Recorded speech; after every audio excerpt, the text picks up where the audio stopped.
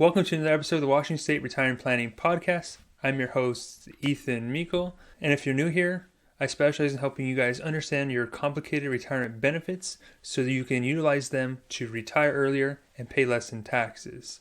Now, today is a special episode that I want to dedicate to Coach Duarte, who recently passed away towards the end of 2023. Now, Coach Duarte will always be a special person in my life because he was one of the head coaches when I first got hired on at SELA Track and Field. And at the time, they had a policy where they didn't want to hire kids right out of college, but they actually talked to my head coach at Central, and they made the exception. And I'm just so grateful that they took the time to take a chance on me and bring me into their amazing program. Now, Coach Duarte was actually a teacher in SELA High School for a long time as a Plan 3 member. Coach Duarte was always such a passionate, friendly, and happy-go-lucky guy. I always enjoyed my time talking with him, and he always had so much to say and knowledge that he could drop on us. He was primarily the sprint and hurdle coach, and when I first started coaching, I was only going there twice a week as kind of volunteer after I got off work, so I didn't get to spend as much time with him as I would have liked. But he's one of those people that really installed the SELA culture in me and just the competitive nature of it all. So coming from Hawaii, where we had our own track and field program with kind of different rules and stuff, to here, everything was just a little bit different. And I actually like how many more meets people have here, how it's midweek, and just how you have the competitive league meets. And at the time, I didn't really realize that. I didn't know what league was or how meets were scored. And Coach Duarte would always take the time at every meet and come up to me and, how are we doing, Coach? And he always wanted to know where we placed, and I never understood why. And he goes, no, everything's scored. We're trying to win like this championship. I'm like, oh, I didn't realize we scored these kind of meets. How does it work? So he filled me in on it. I'm like, yeah, so the top three people will score against these schools. So anyways, he brought me up to speed on it. And ever since then, I've always kind of kept that in the back of my mind. And that's what I started to encourage the kids with, was don't go out there and just try to beat your time or, jump a new height. If you do that, that's great. But we're going to go out there and compete. And if you do nothing else, just try to beat that one kid from the other school. And when we changed the mindset and took the pressure off of them trying to beat their best performance ever, to just beat this kid, it just made the event a lot more fun and enjoyable for everyone. And this past season was probably one of our best ones yet. My high jump girls was able to sweep pretty much everyone in the CWAC league except for Othello. They had a really good jumper last year, but we were able to clean sweep everybody else throughout the league meets. And that's just something that, Coach Duarte instilled in me. So beyond that, we'll get off the track subject now. The reason I wanted to talk about Coach Duarte here today was he was a teacher, like I mentioned, Plan 3, and he asked me to help him with his retirement transition. And when I spoke with him, his main concern, it wasn't about running out of money. He wasn't concerned about long-term care or tax or anything like that. He had one thing he told me, and that was, all I want is to make sure my money is protected so it can go to my daughter. So that's the only thing he asked me to do. He says, what I need to do to protect this money. So today I'm going to talk about different protection strategies, what we ultimately did, things that I wish I would have known earlier, and what I would have done differently had I known better. So when it comes to protecting assets in retirement, it's important to remember that you don't want to take your foot off the gas pedal just because you're retired. You still have near 20, 30 years of market growth, and it's important to keep fueling and growing your pot of money. The worst thing you can do is to move it on to cash or bonds, eliminate all of the growth, and then when you start pulling money from it, there's not enough growth to replace what you're taking out of it, and that's usually when people run out of money. It's like driving 10 miles an hour on the freeway. It's just darn dangerous because you might get rear-ended. So while protecting money is safe, we want to make sure we do it strategically. We don't want to move all our money into the safe asset, but we want to move a portion of it to reduce the amount of volatility and risk we have in our investment portfolios. So what can we do? So with the current high interest rate environment that we're in, people are usually putting money into one of three areas, and that is high yield savings, CDs, or I bonds. Now, as interest rates start to decline, we expect interest rates in all of those to start to go down. So those are three places you could keep your money. Remember, a CD is a certificate of deposit you usually get from a bank. You put the money in for a certain period of time, and then at the end of that period of time, you get credit the interest. Now, the interest is taxable.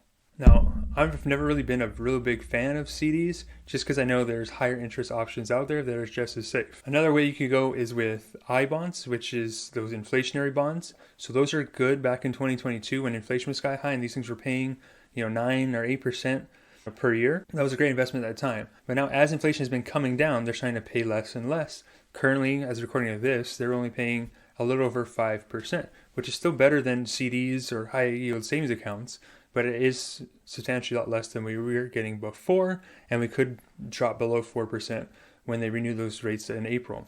Now, the other one I mentioned is a high yield savings account. It's something I feel like everybody should have. All the high yield savings account is just like a savings account I'm sure you already have at a bank, but they just pay you more interest. They're still FDIC insured. There's no minimums. There's no fees. They're typically online institutions. So they're going to be something like Ally, Discover, Goldman Sachs, things like that. So it's going to be a little bit different. You can't just drive to it and take your money out. But because they're online, they typically pay you a higher interest rate. And not just a little bit more, a lot more. The average interest rate for most big banks is 0.06%, which is like nothing, right? Whereas these other high yield savings accounts are paying somewhere between 4 and 5%. So you get a lot more return on your money. Now you still got to pay taxes on that money, but you can actually start earning some money on there. Now, I actually recently just met somebody that said they had $50,000 in an emergency fund and they wanted recommendations to do with it. And I said, hey, if it's an emergency fund, don't do anything with it because you need it to be there. But what you could do is move it out of a big bank, move it into a high yield savings bank, and if they're earning next to nothing, you get 4% on it. And that 4% equates to $2,000 per year just for sitting in the bank. You don't lose any insurance or safety net at all. You just shifted to a higher paying provider. There's a lot you can do with $2,000 of interest. Those are the kind of the basic introductory ways of where most people go when it comes to protecting their money. However, when we're talking about retirement dollars, we really can't cash out our retirement accounts and put them into those things without paying a boatload of taxes on it. So what other options are available for retirement accounts specifically? When it comes to that, there are typically 3 other options you can go with. You can go into the market, assume some risk in the portfolio, but know that you're going to have a lower volatility. So it's not going to move up and down as much. So you might have more bonds, some certain stocks in there that are more steady, but they don't have the really big swings that would make you get scared. So that's one option, but you still run the risk of having down years. Some people don't want to go that route at all because they don't want the risk involved in their portfolio, and that's fine. That option is not bad because it is liquid. You can take money out of it at any time. There's no surrender penalties. So that option is always available. Now, when it came to Coach Duarte, I was still working at AXA Equitable. So if the market was out of the question and I was limited to only using their annuity products, and he didn't need any income, obviously, I only had one way to go, and that was using something called a buffer annuity. Now, a buffer annuity, in the simplest terms, is a place where you can put money into it. It doesn't produce any income, right? It's not an income annuity, but it's invested in the market. Now, it has something called a cap and a buffer, or like a loss protection. So there's only 4 ways it plays out. If I put money into it and it says a cap is at 10%, so that means the most I can make is 10% in a given year, and the market is 5%, you get the 5% because you're underneath the cap. If the market did 20%, you're capped at 10. So you lost 10% of earnings because you're capped. Now, why would you have a cap on it? It's for that buffer, the downside protection. You're giving up some upside potential for some downside protection. So on the flip side, the market, let's say you had a 10% buffer, which means the company's going to eat the first 10% of losses for you. So if the market ends and it's down 5%, the company eats that 5% of losses. You lost nothing that year. It was a flat year from you, which means the following year, you don't have any losses to make up from. So you can usually get ahead of people that are trying to recover from last year's losses. Now, the last scenario that plays out is if you have a big bear market, let's say the market was down 20%, they took the first 10% of losses for you. So you're only down 10%. So everyone else is panicking because they're down 20, you're only down half as much. You're down 10%. So it's a lot less room to make up from. So these buffers can be extended, by the way. 10% is just an example. You can get them at 20 or 30% or even further on past that. But 20% is going to protect you from something like 70% of all market corrections. So it's a fairly low risk strategy to employ. At the time, that's all I could use, and that's what we ended up doing, and it worked great. It worked through the flash crash of 18. It held okay through COVID. So that is an option that is available to you. Now that I am not in that world and have more options out there, you actually can get the same type of buffer annuity inside of an exchange traded fund or an ETF. So these ETFs can be bought inside of any kind of investment portfolio that you want. So the advantage of this, you get all the features and benefits I just talked about, but because you're not buying the annuity, there's no surrender period. You don't have to lock up your money or contact an insurance agent. You can just buy it inside of an IRA or inside of a Roth IRA. So the trade-off with doing that, though, is you do have to pay a fee for it, and they're going to be higher than other ETFs.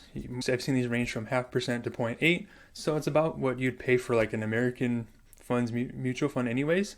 So it's not like it's a crazy fee, and you are getting some kind of benefit for it. If I had to redo it over today, that might be one way I would go. Or the other option is using something called fixed annuities. So a fixed annuity has a floor of 0, which means you can never lose money in them. You're guaranteed to always maintain what you put into the contract. And then when it grows, you're going to get a portion of that growth. So you might get 60% of what the market does, or 50%. It's whatever they decide at the beginning of the year. So those contracts I like a little bit more because there's no downside risk. And there's no cap for, depending on the strategy you choose, there's no cap. So you could potentially earn more in them. Now, all in all, while it might sound good, remember these are safe assets. They're not going to make you rich. Their only job is to preserve your accounts. So they might grow a little bit, but don't believe anyone that says, hey, they're going to average 8 or 10% every single year. I personally haven't seen it ever worked out. We've had some great returns. I've seen them go, double-digit returns on these accounts in a single year. But as far as averaging high single digits consistently, I just haven't seen them play out like that yet. Now, moving on beyond the investment piece of it all, what other ways you could do to protect your money and make sure it goes on to kids? So at the time, I didn't have the knowledge or wherewithal to go beyond just looking at the investments and putting money in an account, right? That's kind of, level 1 advisor stuff. Nowadays, I actually expand my thinking and I'm going beyond that. So we're looking at the tax planning part of it. So had I known that at the time, if this is going to his daughters, and with the new rules that go into play for inheriting IRAs, the money has to be distributed within 10 years on pre-tax accounts. But if I got ahead of it and we did strategic tax planning or conversions and got that money out of pre-tax and moved it into tax-free accounts, then the daughters would have been able to inherit the money without incurring any kind of taxes or being forced to take money out and paying taxes on it. The next level of thing that I would have done differently is double check the estate plan to make sure that everything was all lined up. So make sure that he had current wills, power of attorneys, and things like that. Now, I'm not sure if he did or not, but that's just one area that I never bothered to look at because I was stuck in that level 1 thinking mentality when I was stuck working for that other company. Now that I've broadened my horizons and we do holistic financial planning, those are all those areas that we cover and look at to make sure you're protected from multiple angles so you can be confident in your plan. As we wrap this up, the thing that really keeps me going is knowing that we're just one day closer to the next track season. It kicks off on February 26th this year, and I'm so excited. I actually still have the original hat that was given to me when I first started coaching back in 2015. So this is something that I've always kept around each year, just to remind me how far I've come and the people I've met along the way. And Coach Duarte was one of those important people that really made a big impact on my life. And since he departed our program, I've actually got a chance to work with the sprinters, and I really wish I could be in contact with Duarte to ask him for advice, because as a high jump coach going to coaching sprinters, it's a lot different and it was actually a lot more technical than I thought, and I really wish I would have had someone like him to rely on or ask questions about, or just been around when he was in his prime coaching. So I just guess this just serves as a reminder, for me at least, to always learn from those around you, because you never know how much time any of us have on this earth. So with all that said, always remember that your future depends on what you do today, and I'll catch you guys next time. All right, before I sign off, just a real quick legal disclosure that we're required to say as licensed fiduciary advisors. So remember that this is a podcast. It is designed for educational and entertainment purposes only. I don't know you personally, therefore I cannot give you any personal advice. So please don't take anything that we say on the show as being personal, financial, legal, or tax advice. If you want that kind of stuff, make sure you seek out a professional so they can help you with the strategies and investments that are right for you. Also, please remember that despite the name of our show, we are in no way associated with Washington State or the Department of Fire Systems or any other Washington employer. We're a private-owned firm that specializes in working with Washington State employees, which is why we know so much about this stuff. So remember, we don't work for the state in any way, shape, or form, so please don't confuse us as being an official representative of the state. All right, that's it for the legal stuff. I'll catch you guys all next time.